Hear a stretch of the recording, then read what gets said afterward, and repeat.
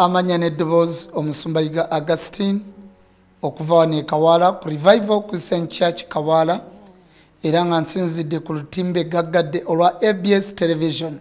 Nsooka okwebaza abantu mwenna mwebali kwagala ABS Television.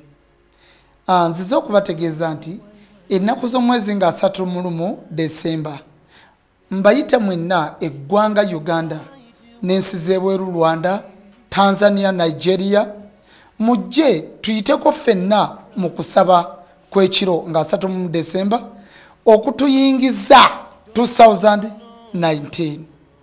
Buli muntu yenna ajja tusabeko ffenna abava mu nsi ez'ebweru okuva ebusukka bwa Uganda, Tanzania, Rwanda, tugenda bafunira hoteli we mugenda okusula, abava Nairobi, Nigeria n'ensi endala ezituliranyewo Zimbabwe, Malawi, tugenda bategekera hoteli awokusula nga tuyingira mu kiro ekya 31 Desemba mwaka 2019 gwe tugenda okuyingiramu.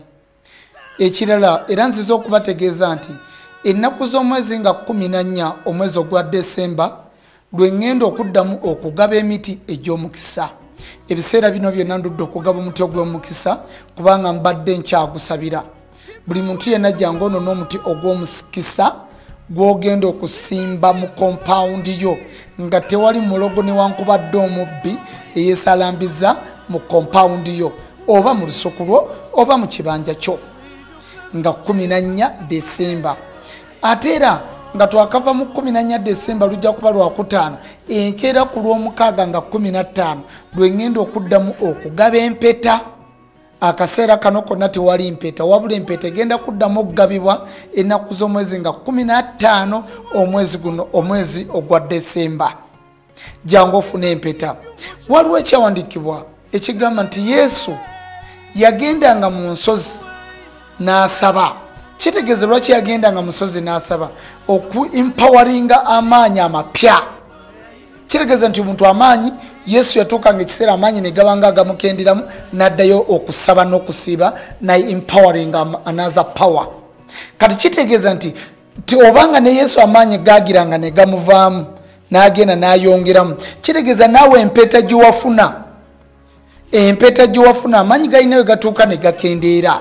Gireete ngisabire Mukama gyongeremu amaanyi oba sinakindi otwalemu endala. Yes, nga 15 Desemba jangu ofune empeta. N'ensigo yo 20, 10. Mukama okusinzira ekiva ku ntobo y'omutima gwo kyaba kukozesezza.